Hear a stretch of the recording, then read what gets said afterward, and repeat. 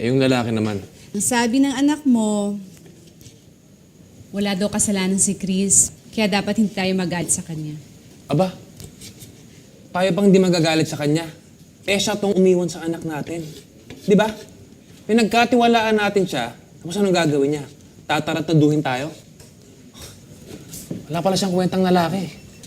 Ang tagal nila nagsama, tapos iiwanan niya yung ganun ang anak natin. Wala siyang kwentang lalaki. Sino bang pinag-uusapan natin dito? Si Chris o ikaw?